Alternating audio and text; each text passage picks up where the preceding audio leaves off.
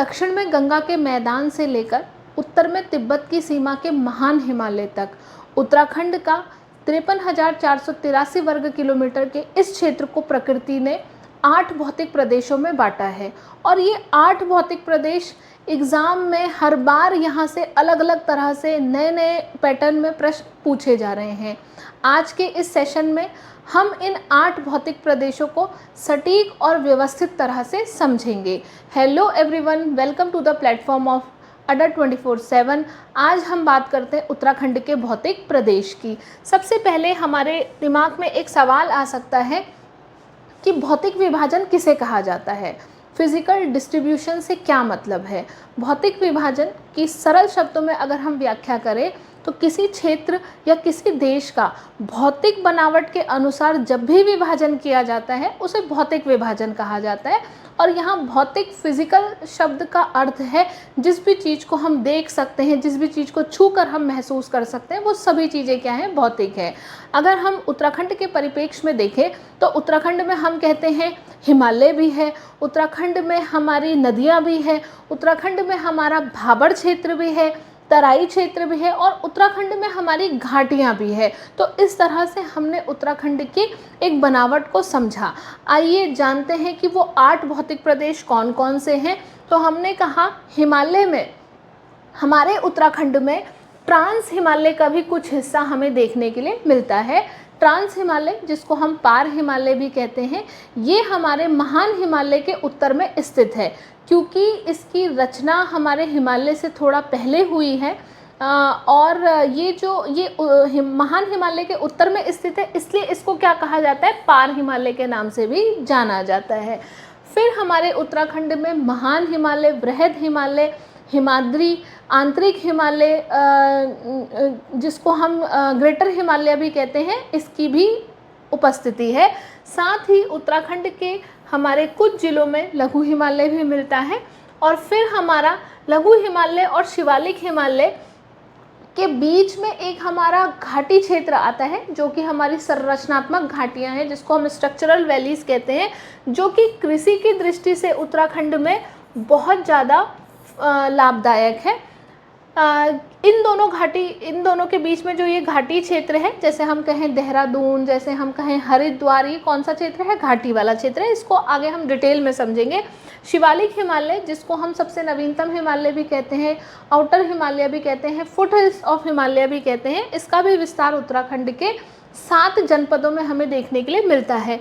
भाबर क्षेत्र, तराई क्षेत्र और गंगा का विशाल मैदान भी हमारे उत्तराखंड में, ये स्थलाकृतियाँ भी हमारे उत्तराखंड में उपस्थित हैं। तो आइए देखते हैं कि ये तो हमने जाना कि 8 भौतिक प्रदेश हैं। अब देखते हैं कि इनका फॉर्मेशन कैसे कैसे हुआ, कैसे कैसे ये हमारे उत्तराखंड में उपस्थित हैं। यहाँ से हमने ये समझा कि हमारे उत्तराखंड में 8 भौतिक प्रदेश हैं। कई बार प्रश्न ऐसे पूछा जाता है कि हमारे उत्तराखंड को कितने भौतिक प्रदेशों में बांटा गया है और वो कौन कौन से हैं, किस सीक्वेंस में हैं। तो हमारे एग्ज़ाम के पॉइंट ऑफ व्यू से ये 8 भौगोलिक प्रदेश, ये 8 इम्पॉर्टेंट है, इसको ध्यान में रखेंगे। और आप ये देख सकते हैं कि फॉर्मेशन किस तरह से हुआ है। अब हमने कहा पार हिमालय है, महान हिमालय है, भाबर क्षेत्र है, तराई क्षेत्र है। देखते हैं कि उत्तराखंड में किस तरह से इसका फॉर्मेशन हुआ है और इसका जो अरेंजमेंट है वो कैसे है, मैप से समझने की कोशिश करेंगे। पहले हम एक फिगर बनाते हैं। जैसे हमने कहा कि सबसे पहले हमारा ये क्या है, पार हिमालय है। इस पार हिमालय के बाद हमारा महान हिमालय सबसे ऊंचा, जिसको हम ग्रेटर हिमालय भी कहते हैं, और फिर हमारा लघु हिमालय कुछ इस तरह से, और इन दोनों के बीच में हमारा घाटी क्षेत्र, और फिर ये हमारा छोटा छोटा टूटा टूटा हमारा शिवालिक है, और फिर ये हमारे भाबर क्षेत्र बनेगा। ये कैसे बनेगा, इस सब को हम डिस्कस करेंगे अभी। यहाँ हमारा महीन कंकड़ पत्थर वाला क्षेत्र, जिसको हम तराई कह रहे हैं, और इसके साथ ही हमारा क्या बनेगा, मैदान बनेगा। ये हमारा मैदान है, ठीक है। अब देखिए किस तरह से इसका फॉर्मेशन हुआ है। पार हिमालय, ये हमने कहा कि ये पार हिमालय तो हमारा महान हिमालय के उत्तर में स्थित है, इसको इसलिए हम पार हिमालय कह रहे हैं। और यहाँ पर हम अगर बात करें तो यहाँ उत्तराखंड में इसकी बहुत कम उपस्थिति है और साथ ही इस पे हमारे उत्तराखंड के कुछ प्रमुख दर्रे पड़ते हैं, जैसे हमारा नीति है, माणा है। भारत के परिप्रेक्ष्य में बात करें तो हमारा काराकोरम है, लद्दाख है, जास्कर है। वहीं अगर हम महान हिमालय की बात करें, इस महान हिमालय की, तो ये हमारा सबसे ऊंचा हिमालय है और इसके बाद ये लघु हिमालय बना और ये इन दोनों के बीच में ये हमारा घाटी क्षेत्र है। ये हमारा शिवालिक हिमालय और ये हमारा भाबर क्षेत्र, और इस महीन कंकड़ पत्थर वाले क्षेत्र को हम तराई कह रहे हैं और इसको हम गंगा का मैदान कह रहे हैं। ये वाला क्षेत्र जो है हमारा, ये हमारा गंगा का मैदान है।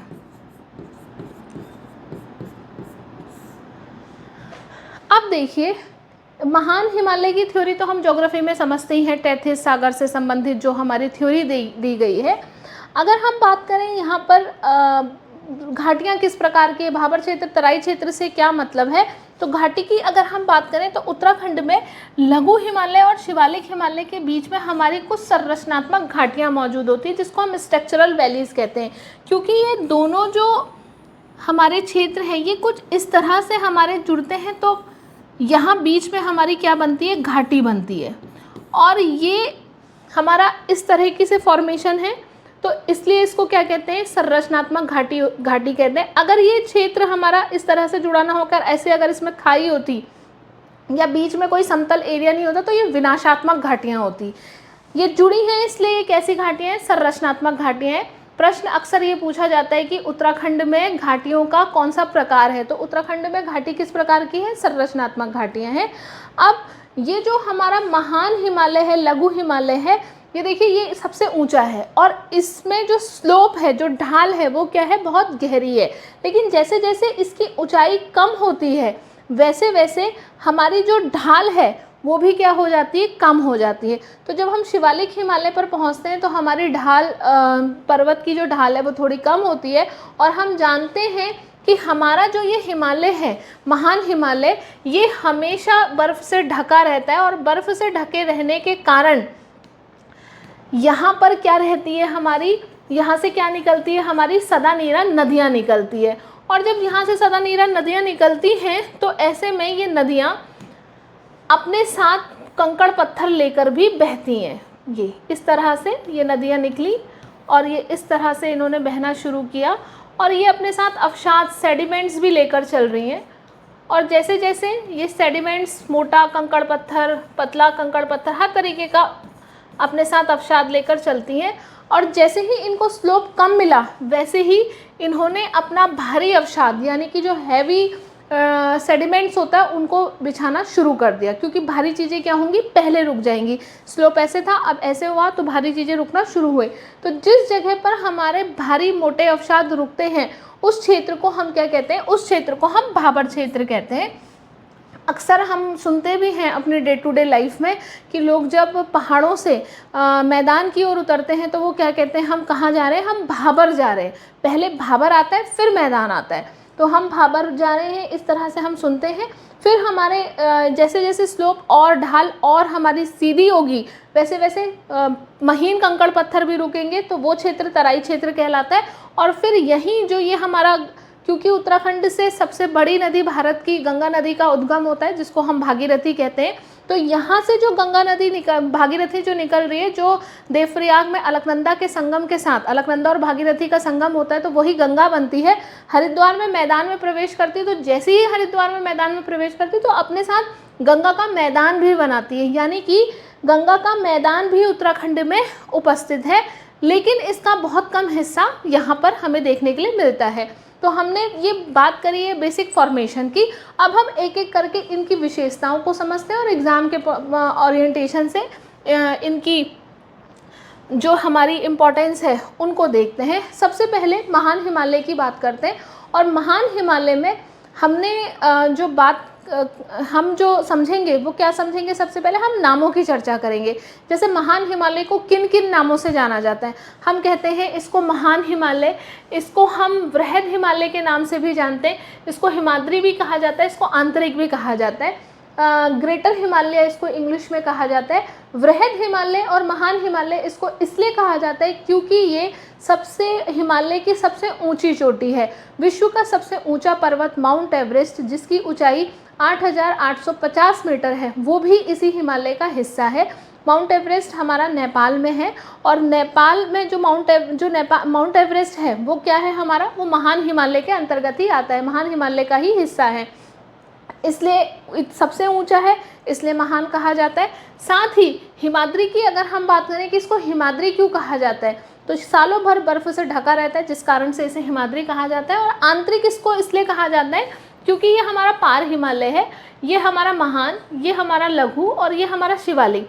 तो हम देख रहे हैं जो ये हमारा महान हिमालय है ये पार हिमालय और लघु हिमालय के बीच में है, इसलिए इसको आंतरिक इंटरनल हिमालयस भी कहा जाता है। तो ये तो नामों की बात होगी। नाम जानना इसलिए ज़रूरी है क्योंकि एग्जामिनर किसी भी नाम से प्रश्न पूछ सकता है। अगर हम केवल इसको महान हिमालय के नाम से जाने और वहाँ प्रश्न पूछ लिया जाए कि उत्तराखंड में हिमाद्री में कौन कौन सी पर्वत श्रृंखलाएं मौजूद है, या उत्तराखंड के हिमाद्री की सबसे ऊंची चोटी कौन सी है, तो कन्फ्यूज़न हो सकता है कि हिमाद्री ये कौन सा पर्वत आ गया, ये तो हमने कभी पढ़ा ही नहीं। इसलिए हमें नामों को भी जानना होगा, चाहे हिमाद्री की बात करें चाहे आंतरिक हिमालय की बात करें। इस हिमालय की औसतन ऊंचाई की अगर हम बात करें तो 4500 से लेकर 7000 मीटर तक का इसकी औसतन ऊंचाई है। उत्तराखंड की तीनों सर्वोच्च चोटियाँ इसी हिमालय का हिस्सा है। कौन कौन सी है वो उत्तराखंड की 3 सबसे ऊंची चोटी, प्रश्न की दृष्टि से प्रश्न पूछा जाता है उत्तराखंड की सबसे ऊंची चोटी कौन सी है। कई बार एग्जाम में ये भी प्रश्न पूछा गया है कि उत्तराखंड की दूसरी सबसे ऊंची चोटी कौन सी है, और एग्जाम में ऐसे भी पूछ लिया जाता है कि उत्तराखंड की 3 सर्वोच्च चोटियों का क्रम बताइए। तो हम इसको देख लेते हैं। हम कह रहे हैं कि उत्तराखंड की जो सबसे ऊंची चोटी है वो है हमारी नंदा देवी पश्चिमी, फिर है हमारी कामेट, और फिर है हमारी नंदा देवी पूर्वी।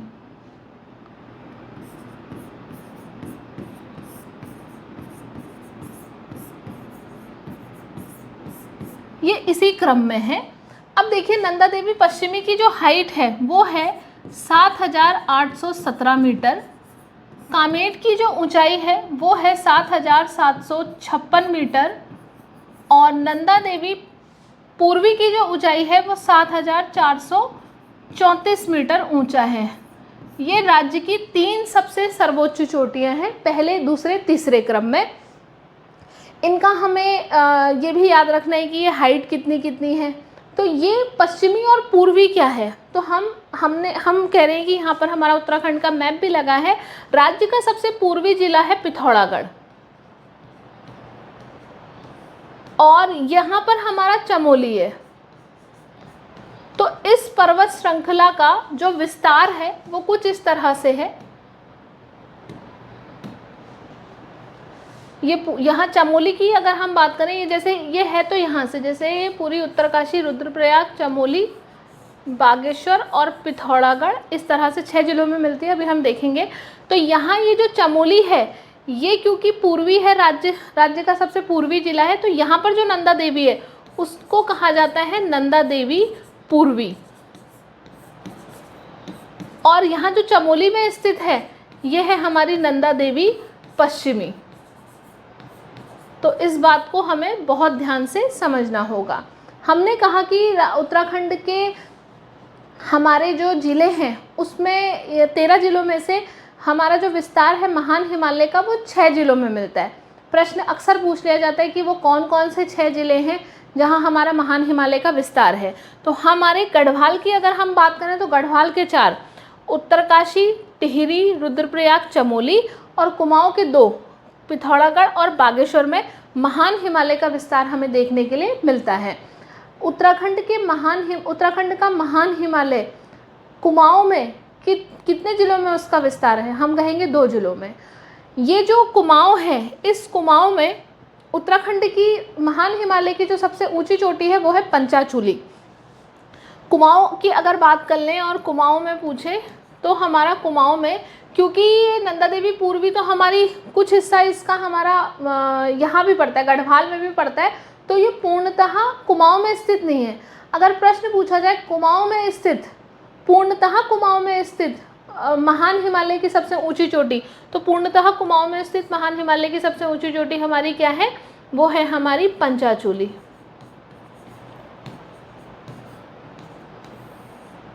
ये हमारा राइट आंसर हो जाएगा। आगे अगर हम बात करें तो हमारा ये जो महान हिमालय है इसकी विशेषताओं में एक विशेषता ये है कि उत्तराखंड के चारों धाम, उत्तराखंड का विश्व प्रसिद्ध टूरिज्म का जो एक प्लेस है फूलों की घाटी, वो फूलों की घाटी भी इसी हिमालय का हिस्सा है। तो फूलों की घाटी की बात कर लें, चारों धाम की बात कर लें, इसी हिमालय के अंतर्गत आता है। साथ ही ये जो हमारा महान हिमालय है इसमें हमारी एक जनजाति भी निवास करती है। उत्तराखंड में 5 हमारी जनजाति हैं, जिसमें भोटिया जनजाति का निवास इसी महान हिमालय में हमें देखने के लिए मिलता है। भोटिया जनजाति मुख्यतः पिथौरागढ़ में रहती है, पिथौरागढ़ के ऊंचे क्षेत्रों में, और पिथौरागढ़ का वो ऊंचा क्षेत्र, वो हिमालय जिसके अंतर्गत आता है वो क्या है, हमारा महान हिमालय है। साथ ही अगर हम बात करें, क्योंकि ये महान हिमालय है, सालों भर बर्फ़ से ढका रहता है, हम इसको हिमाद्री भी कह रहे हैं, तो यहाँ से हमारी सदा नीरा नदियाँ निकलती है, यानी कि बर्फ़ जब पिघलती है तो क्या निर्माण करती है, नदी का निर्माण करती है।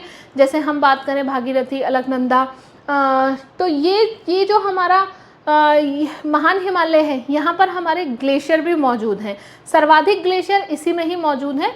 और साथ ही यहाँ से एक और प्रश्न हमारे लिए इम्पॉर्टेंट है कि उत्तराखंड का राज्य का जो सबसे बड़ा ग्लेशियर है वो भी इसी में ही है।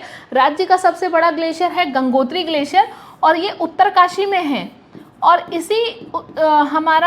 इसी ग्लेशियर से हमारी कौन सी नदी निकलती है, इसी ग्लेशियर से हमारी भागीरथी नदी निकलती है, जो आगे चलकर अलकनंदा के संगम के साथ क्या बन जाती है, हमारी गंगा कहलाती है। ये जो हमारे महान हिमालय है इसकी जो हैं वो अवसादी और रूपांतरित चट्टानें हैं। तो ये हमारे कुछ इंपॉर्टेंट फैक्ट, अगर हम बहुत जल्दी में इसका रिवीजन करें तो 6 जिलों में इसका विस्तार है, चारों धाम यहीं पर ही मिलते हैं। फूलों की घाटी पर्यटन स्थल जो है वो भी इसी का ही हिस्सा है, भोटिया जनजाति यहाँ निवास करती है। सबसे बड़ा हमारा जो ग्लेशियर है वो भी यही है, गंगोत्री, सर्वाधिक ग्लेशियर भी इसी में ही मिलते हैं। और इसमें हमारी उत्तराखंड की 3 ऊंची चोटियां भी हमें देखने के लिए मिलती हैं। आगे लघु हिमालय की बात करते हैं। लघु हिमालय को हम मिडिल हिमालय के नाम से जानते हैं, और इसको हिमांचल के नाम से भी जाना जाता है। ये भी हमारे एग्ज़ाम के पॉइंट ऑफ व्यू से इम्पॉर्टेंट है कि कौन से हिमालय को हिमांचल कहा जाता है। तो लघु हिमालय को हिमांचल कहा जाता है क्योंकि ये हिम का आंचल है। हिम का आंचल कैसे, ये हमारा महान हिमालय सालों भर बर्फ़ से ढका रहा, ये हमारा लघु हिमालय, तो ये हमारा मेन है जहाँ पर बर्फ़ रहती है। और ये हमारा यहाँ बर्फ़ होती है, लेकिन गर्मियों में यहाँ पर बर्फ़ क्या होती है, पिघलती है, तो इसको हिम का आंचल कहा गया, इसलिए इसको हिमांचल के नाम से भी जाना जाता है। इसका विस्तार उत्तराखंड के सर्वाधिक जिलों में है, 9 जिलों में। कौन कौन से हैं वो जिले, नंबर 1 उत्तरकाशी, नंबर 2 देहरादून, 3 टिहरी गढ़वाल, 4 रुद्रप्रयाग, 5 चमोली, 6 पौड़ी गढ़वाल, और हमारा अल्मोड़ा, नैनीताल और चंपावत, 7 अल्मोड़ा, 8 नैनीताल और 9 हमारा चंपावत। तो ये वो 9 ज़िले हैं जहाँ पर लघु हिमालय का विस्तार है। कैसे याद रखेंगे, याद रखने की एक ट्रिक हम देख सकते हैं।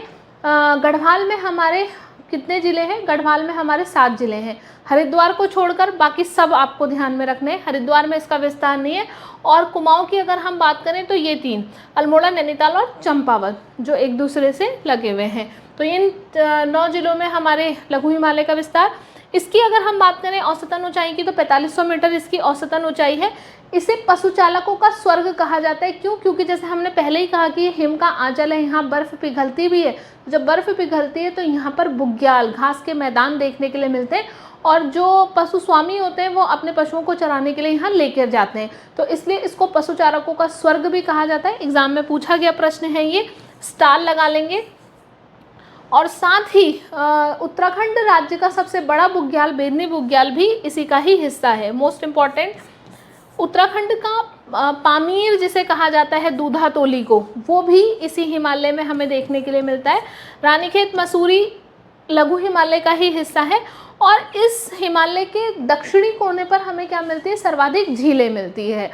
तो उत्तराखंड का पामीर पूछ ले, सर्वाधिक झीलें पूछ ले, पशु चारकों का स्वर्ग पूछ ले, सर्वाधिक विस्तार पूछ ले हिमालय में, तो हमारा क्या होगा, लघु हिमालय उसका आंसर होगा।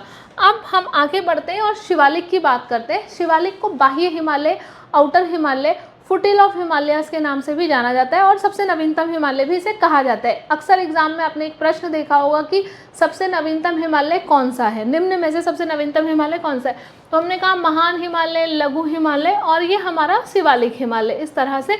तो ये हिमालय के सबसे बाहरी है, इसलिए हम इसको बाह्य हिमालय कहते हैं। ये हिमालय के पैरों पर मौजूद है, तो हम इसको हिमालय का गिरिपथ क्षेत्र, फुटहिल कहा जाता है। इसको शिवालिक के नाम से तो जाना ही जाता है और साथ ही इसको मैनाक पर्वत भी कहा जाता है। तो हमारा मैनाक पर्वत, ये पीसीएस एग्जाम में प्रश्न पूछा गया था एक बार कि मैनाक पर्वत के नाम से कौन सा पर्वत है, तो शिवालिक हिमालय। हम अगर बात करें इस शिवालिक की विशेषता की, तो हमारी जो शिवालिक क्योंकि सबसे नवीनतम है, हिमालय का बनने की जो प्रक्रिया है वो अभी भी चल रही है और सबसे नवीनतम यही हिमालय है हमारा, तो इसलिए सबसे नया हिमालय इसी को ही माना जाता है। अब अगर हम उत्तराखंड की बात करें तो कुछ इस तरह से हमारा आयताकार उत्तराखंड है। उत्तराखंड के आकार की बात करें तो आयताकार है और ये हमारा शिवालिक हिमालय का विस्तार कुछ इस तरह से देखने के लिए मिलता है। जब भी हमारी गर्म नमी वाली हवाएं उत्तराखंड के अंदर एंटर करती है तो सबसे पहले यही टकराती हैं, तो सर्वाधिक क्या करती हैं, वर्षा करती हैं। तो सबसे ज़्यादा बारिश वाला जो क्षेत्र है, सर्वाधिक वर्षा भी हमारी उत्तराखंड के इसी शिवालिक हिमालय में होती है। हमको पता है कि नरेंद्र नगर, टिहरी में जो एक जगह है नरेंद्र नगर, वहाँ उत्तराखंड में क्या है, वो उत्तराखंड का सर्वाधिक वर्षा वाला क्षेत्र है और वो यही इसी शिवालिक हिमालय का हिस्सा है। तो हमने कहा 700 से 1200 मीटर की औसतन ऊंचाई, राज्य में सर्वाधिक वर्षा यहीं होती है और कहाँ, नरेंद्र नगर में जो टिहरी में है। और राज्य का जो सर्वाधिक पर्यटन स्थल है वो भी इसी हिमालय में है। इंडिया के पॉइंट ऑफ व्यू से देखें तो हमारा लघु हिमालय उसका आंसर हो जाता है, लेकिन जब उत्तराखंड के पॉइंट ऑफ व्यू से सवाल पूछा जाए तो शिवालिक उसका आंसर होगा। कि सर्वाधिक पर्यटन स्थल कहाँ है, तो हम कहेंगे शिवालिक हिमालय में। एक इम्पॉर्टेंट फैक्ट यहाँ पर है कि जीवाश्म, इस हिमालय में हमारे जीवाश्म भी मिलते हैं, फॉसिल्स भी मिलते हैं। फॉसिल कहने का मतलब है जीवों का अंश, चाहे वो पेड़ पौधे हों या हम कहें कोई जानवर हो या हम कहें कोई इंसान की बॉडी हो, जब वो सड़ गल जाती है तो वो क्या कहलाती है, जीवाश्म कहलाती है। तो अब कन्फ्यूज़न हो सकता है, जीवाश्म क्या केवल इसी हिमालय में, महान और लघु में नहीं है? यहाँ हिमालय की जगह की बात नहीं हो रही, चट्टान की बात हो रही है। तो शिवालिक हिमालय एकमात्र ऐसा हिमालय है जिसकी चट्टान में हमें फॉसिल्स मिलते हैं। ये भी हमारे एग्जाम के लिए बहुत ही इम्पॉर्टेंट है। कौन सा हिमालय ऐसा है जिसकी चट्टानों में जीवाश्म पाया जाता है, तो कौन सा, शिवालिक हिमालय। अब ये हमारा कुछ टेबल में एक शॉर्ट में रिवीजन करने के लिए दिया गया है। जैसे हमारी ऊंचाई, सर्वाधिक ऊंचा हिमालय महान हिमालय, फिर मध्य हिमालय की औसतन ऊंचाई और शिवालिक हिमालय की औसतन ऊंचाई। सबसे प्राचीन है और ये सबसे नवीन है। ग्लेशियर और सबसे ऊंची चोटी चारों धाम फूलों की घाटी महान हिमालय में है। बुग्याल घास के मैदान पशुचारकों का स्वर्ग मध्य हिमालय में है। सर्वाधिक वर्षा और पर्यटन के क्षेत्र शिवालिक हिमालय में है। ये अवसादी और रूपांतरित चट्टानें सेडिमेंट्री रॉक्स और मेटामॉर्फिक रॉक से बना हुआ है। ये वलित और रूपांतरित फोल्डेड और मेटामॉर्फिक, और ये जीवाश्म युक्त अवसादी चट्टानों से बना हुआ है, यानी कि फॉसिल के सेडिमेंट से बना हुआ है, सेडिमेंट्री रॉक से बना हुआ है। संरचनात्मक घाटियाँ जो हैं हमारी, संरचनात्मक वैलीज़ की अगर हम बात करें तो प्रश्न की दृष्टि से पहला प्रश्न, किन दो हिमालय के बीच में ये मौजूद है, तो लघु और शिवालिक हिमालय के बीच में ये मौजूद है। ये लघु हिमालय है और ये हमारा शिवालिक है और इसके बीच में क्या है, हमारा संरचनात्मक घाटी वाला क्षेत्र है। ये हमारी जो घाटियाँ हैं ये संरचनात्मक घाटी है, ध्यान में रखेंगे, और इंग्लिश में इसको स्ट्रक्चरल वैलीज कहा जाता है। अब देखिए, ये जो स्ट्रक्चरल वैलीज है इनसे रिलेटेड एक प्रश्न पूछा जाता है कि ये घाटियों को पश्चिम में क्या कहा जाता है, पूर्व में क्या कहा जाता है। तो पश्चिम में इन घाटियों को दून कहा जाता है, दून, और पूर्व में इन घाटियों को द्वार कहा जाता है। कैसे, अगर हम बात करें, सपोज हम यहाँ पर देखते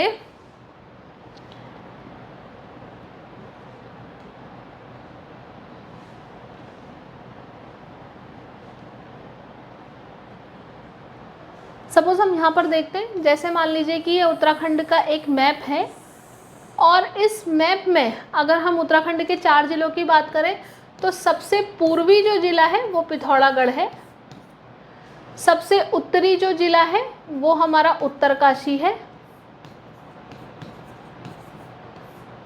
सबसे उत्तरी, सबसे दक्षिणी जो जिला है वो हमारा उधम सिंह नगर है, और सबसे पश्चिमी जो जिला है वो हमारा देहरादून है। और अगर हम रफली यहाँ समझें तो यहाँ पर हमारा क्या है, ये देहरादून थोड़ा ऐसे ऊपर है और यहाँ पर हमारा हरिद्वार है सपोज, तो सबसे पश्चिमी हमारा देहरादून है। तो ये जो घाटियाँ हैं इनको हम कह रहे हैं कि इनको पश्चिम में क्या कह रहे हैं, हम दून कह रहे हैं, और पूर्व में इनको क्या कह रहे हैं, पूर्व में इनको हम द्वार कह रहे हैं। जैसे अगर हम बात करें देहरादून, कोटली दून, पाटली दून, और पूर्व की बात अगर हम करें हरिद्वार, कोट द्वार, तो ये हमारे संरचनात्मक घाटी का एक हिस्सा है। और ये जो क्षेत्र है हमारा, ये क्षेत्र हमारा कृषि की दृष्टि से बहुत अच्छा माना जाता है। यहाँ पर हमारी धान की खेती के लिए ये क्या है, प्रसिद्ध क्षेत्र है। आप जानते भी होंगे कि देहरादून हमारे चावल के लिए प्रसिद्ध है, हरिद्वार भी हमारे चावल के लिए प्रसिद्ध है। तो ये वाला जो क्षेत्र है हमारा कृषि के पॉइंट ऑफ व्यू से बहुत अच्छा है। प्रश्न देखें तो इन संरचनात्मक घाटियों को पश्चिम में क्या कहा जाता है, पूर्व में क्या कहा जाता है, ये अक्सर एग्जाम्स में पूछा गया है। अब हम ट्रांजिशन जोन की बात करें, भाबर क्षेत्र की बात करें, तो भाबर क्षेत्र जैसे कि हमने पहले ही कहा कि जैसे जैसे स्लोप कम हुआ वैसे वैसे हमारे मोटा सेडिमेंट्स क्या है, भारी अवसाद क्या है, वो रुकना शुरू हो जाता है। जिस जगह पर हमारा भारी अवसाद रुकता है उसी क्षेत्र को हम भाबर क्षेत्र कहते हैं। यहाँ जो ये नदियाँ हैं ये इस तरीके से, क्योंकि ये मोटा अवसाद है तो यहाँ जो ये नदियाँ होती हैं ये नदियाँ हमारे मोटे कंकड़ पत्थर के बीच से बहना लग जाती हैं। तो ये ऊपर नहीं दिखती हैं, ये इसके बीच से बहती हैं, जिसकी वजह से नदियाँ यहाँ कैसी दिखती हैं, विलुप्त होती हुई दिखती हैं, खो जाती हैं। प्रश्न अक्सर पूछा गया है कि वो कौन सा क्षेत्र है जहाँ नदियाँ खो जाती हैं, विलुप्त हो जाती हैं, भाबर क्षेत्र। क्योंकि ये मोटर कंकड़ पत्थर वाला क्षेत्र है इसलिए ये कृषि के लिए भी क्या है, अनुपयुक्त है, कृषि की दृष्टि से भी अच्छा नहीं माना जाता। अब देखिए जैसे और स्लोप सीधा, और स्लोप जो था हमारा वो और थोड़ा सीधा हुआ, तो यहाँ पर हमारे महीन कंकड़ पत्थर वाला क्षेत्र हमें देखने के लिए मिला, जिसको हमने तराई कहा, कि इस तरीके से छोटे कंकड़ पत्थर।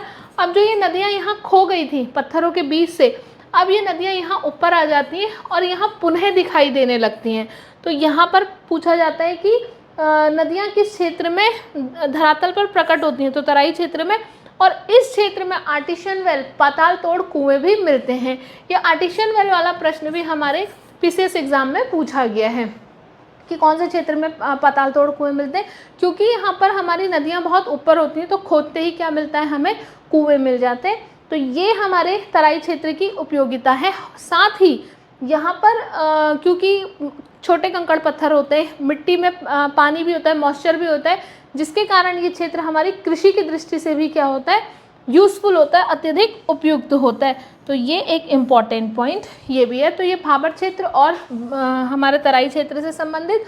अब हम गंगा के मैदान की अगर बात करें तो हमने कहा कि गंगा का मैदान का कुछ विस्तार हमारे उत्तराखंड में भी है, और वो कौन सा हिस्सा है, हरिद्वार वाला हिस्सा। मुख्यतः गंगा का मैदान हमारा ये उत्तराखंड में कुछ हिस्सा, ज़्यादा हिस्सा उत्तर प्रदेश में, बिहार में, कुछ हिस्सा झारखंड में, और बाकी महत्वपूर्ण हिस्सा पश्चिम बंगाल में है। तो हम देखते हैं कि जो हमारे सर्वाधिक गेहूं चावल उत्पादक राज्य हैं वो इन्हीं में से ही हैं। तो यहाँ पर अगर हम गंगा के विशाल मैदान की बात करें तो गंगा नदी के साथ मिट्टी बहती है और उस मृदा को जलोढ़ मृदा कहा जाता है। इसी मृदा से ही क्या बना है, ये मैदान बना है। जहाँ जहाँ पर गंगा नदी के द्वारा नया अवसाद बिछाया गया उस क्षेत्र को खादर कहा गया। जहाँ जहाँ गंगा नदी ने पुराना ही अवसाद बिछा रखा है, नया कोई अवसाद वहाँ नहीं गया है, उस क्षेत्र को बांगर भी कहा जाता है। बांगर यानी कि पुराना जलोढ़ और खादर यानी कि नया जलोढ़।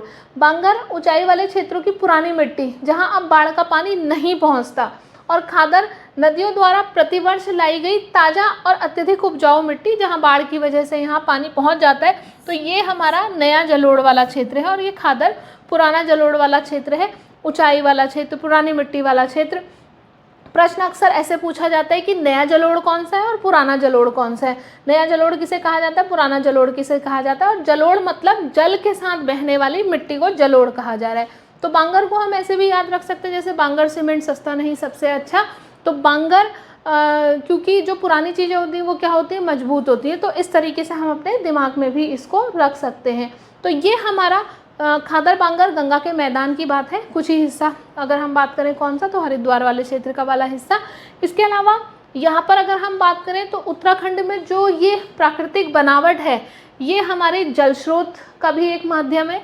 यहाँ पर क्योंकि हमारे ग्लेशियर हैं, नदियाँ हैं, जिसकी वजह से कृषि के लिए बहुत उपयुक्त है। आस्था की अगर हम बात करें तो चारों धाम हमारे महान हिमालय में है। बुग्याल की मौजूदगी है तो पर्यटन यहाँ से किया जाता है, यहाँ लोग आते हैं, ट्रैकिंग करते हैं। साथ ही कृषि और अर्थव्यवस्था की दृष्टि से गंगा के मैदान की बात करें तो ये कृषि और अर्थव्यवस्था की दृष्टि से क्या है, बहुत अच्छा माना जाता है। तो हम कह सकते हैं कि हमारे उत्तराखंड में संसाधन, क्योंकि प्राकृतिक बनावट इतनी विविध है तो यहाँ पर सभी प्रकार के संसाधन भी हमें देखने के लिए मिलते हैं। तो हमने ये पूरी बात कर ली किसकी, उत्तराखंड के भौतिक विभाजन की। और बिल्कुल आप इस बात पर उम्मीद कर सकते हैं कि आज के बाद आपका इस सेक्शन से आने वाला कोई भी प्रश्न गलत नहीं होगा।